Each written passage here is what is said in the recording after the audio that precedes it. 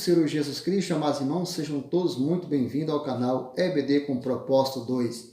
Louvamos a Deus por essa riquíssima oportunidade de estarmos mais uma vez aqui trazendo uma retrospectiva da nossa segunda lição, que será aplicada dia 11 de abril de 2021, que vem como tema o propósito dos dons espirituais. O comentarista dessa lição do segundo trimestre é o nosso pastor presidente aqui das igrejas Assembleia de Deus Ministério Belém, de Parnamirim, nosso pastor Elinaldo Renovado de Lima. E a nossa lição, ela vem muito recheada sobre o propósito dos dons espirituais. O nosso textuário está escrito: assim também vós, como desejais dons espirituais, procurais sobejar neles para a edificação da igreja. 1 Coríntios capítulo 14, versículo número 12. A nossa verdade prática: os dons são recursos concedidos por Deus para fortalecer e edificar a igreja espiritualmente. A nossa leitura bíblica em classe, para quem não tem a lição, está em 1 Coríntios, no capítulo 12, versículo do 8 ao 11, e 1 Coríntios, capítulo 13, versículo do 1 ao 2. Louvado seja o nome do Senhor. Os hinos sugeridos para esta lição são o 5, o 85, o 440 da APA Cristã. O objetivo geral é mostrar que os dons não são para elitizar o crente, mas edificá-lo. Louvado seja o nome do Senhor Jesus Cristo. Bom, a própria lição já vem mostrando o propósito dos dons espirituais. Mas para nós, qual é o propósito dos dons espirituais? Você, professor, tem uma visão bíblica e teológica a respeito do objetivo dos dons? O propósito desses dons é edificar-nos e unir-nos, fortalecendo assim a igreja de Cristo. Que nem está lá em 1 Timóteo, no capítulo 3, versículo 15, que está escrito: mas se eu demorar, saiba como as pessoas devem comportar-se na casa de Deus, que é a igreja do Deus vivo, coluna e fundamento da verdade.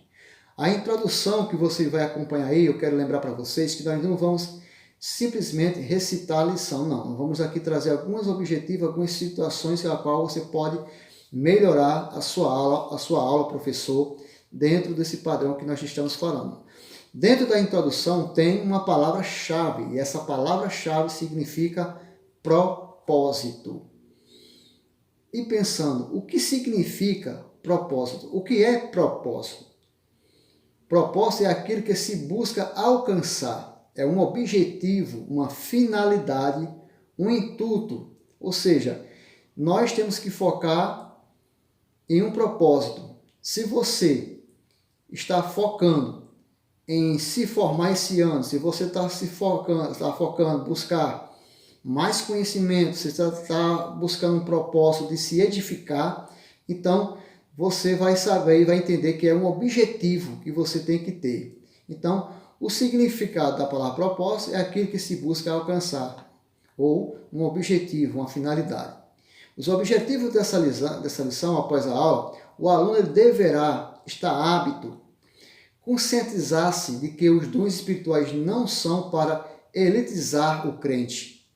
Também compreender que os dons devem ser utilizados para edificar a si mesmo e aos outros. Saber que o propósito dos dons é a edificação do corpo de Cristo. O nosso primeiro tópico ele vai falar sobre os dons não são para elitizar o crente. Mas qual o significado desta palavra elitizar? O significado dessa palavra elitizar é um verbo transitivo, direto, tornar um produto ou um serviço acessível apenas para a elite. Isso estava acontecendo na igreja de Coríntio, um grupo de elite. O que acontece? Vamos aprender aqui nessa lição como devemos nos comportar com esses dons. Os dons não são para elitizar o crente.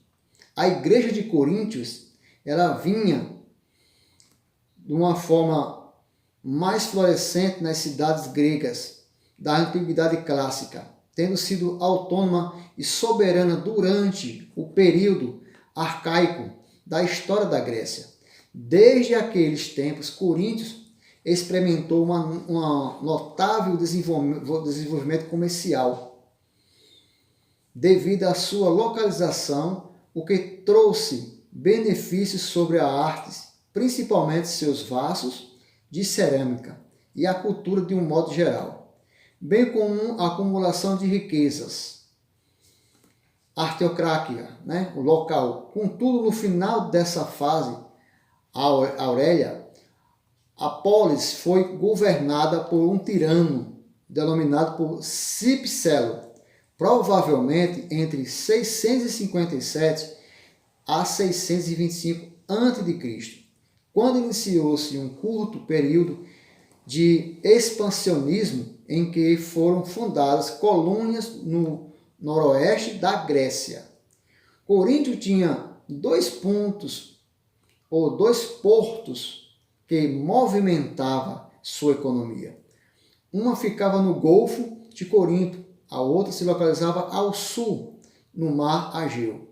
Havia em Corinto também dois grandes templos, o templo de Afrodite, a deusa do amor, e o templo do Apolo, deus da música, canto, poesia e da beleza masculina.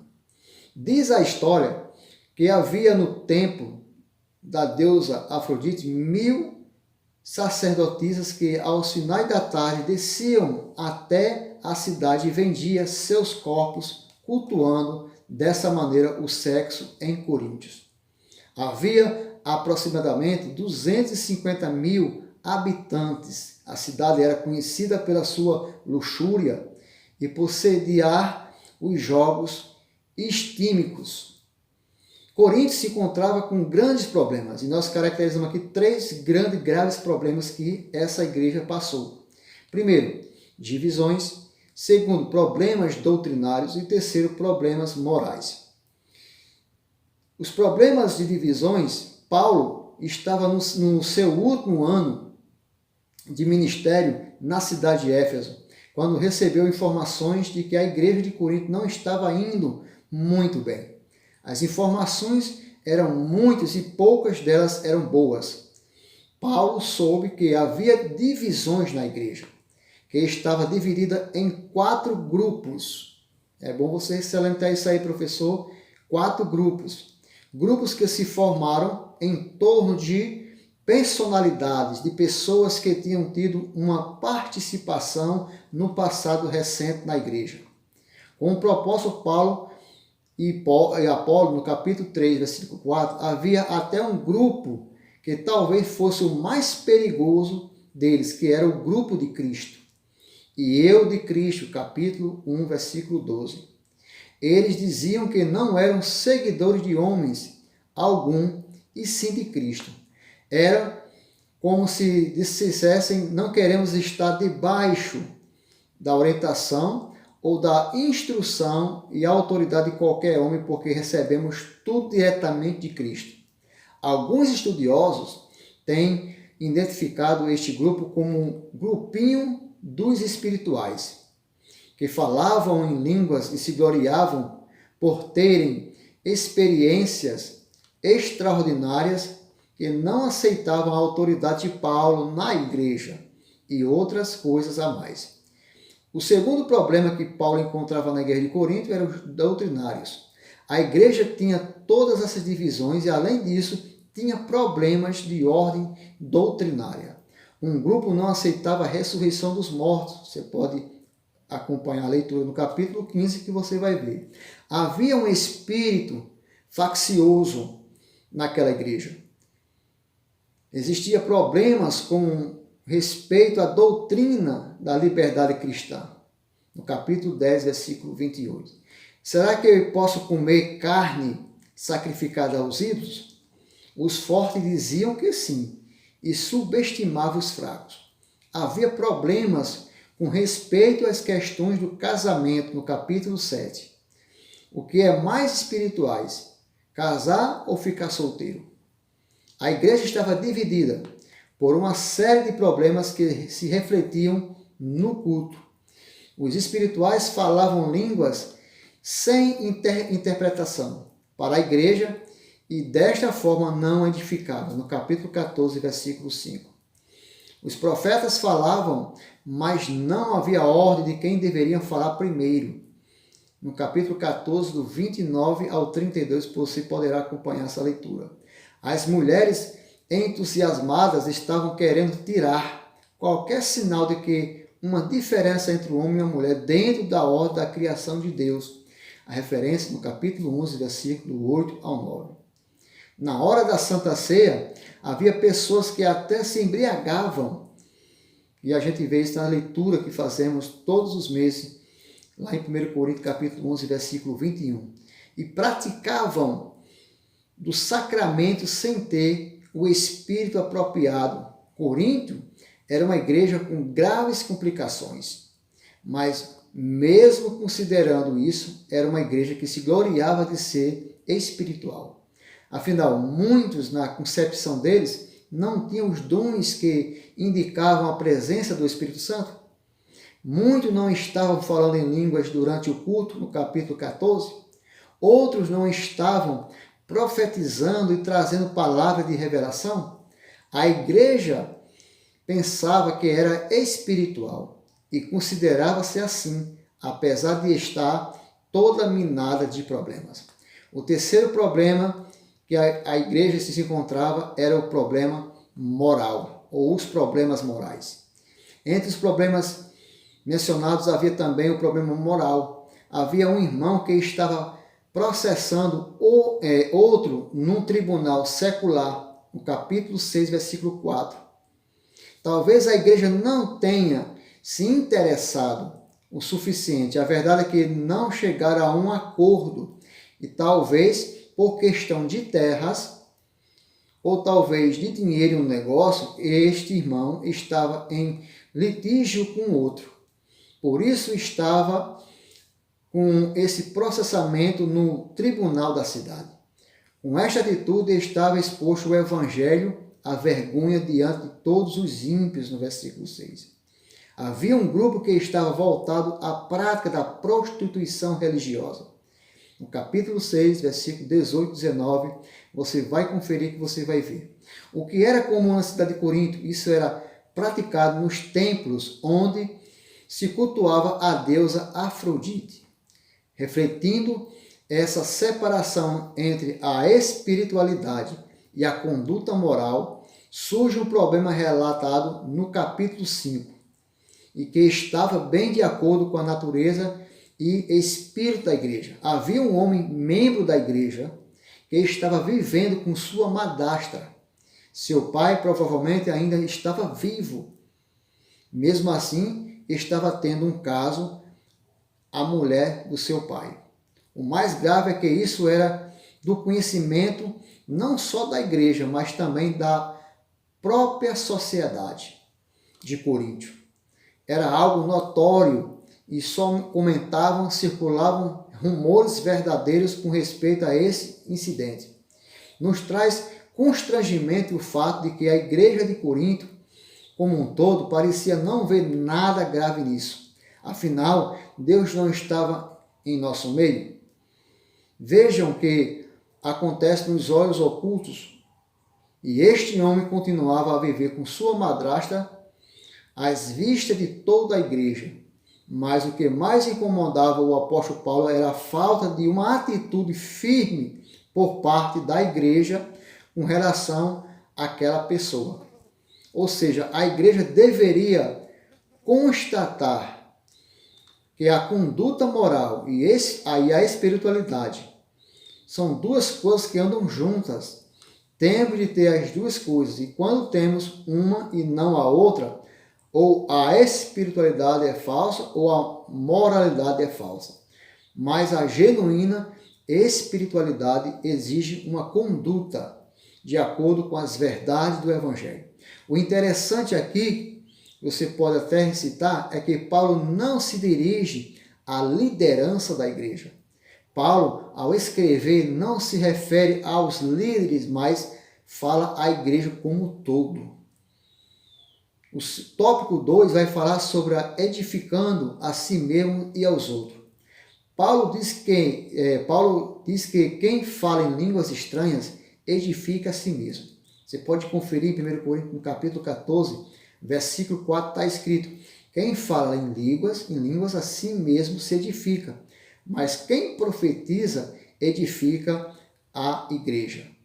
Os crentes de Corinto falavam em línguas e exerciam vários dons espirituais, mas parece que eles não se preocupavam muito em ajudar as pessoas. Por isso o apóstolo lembra que os dons só têm razão de existir quando o portador preocupasse com a edificação da vida do outro irmão em Cristo.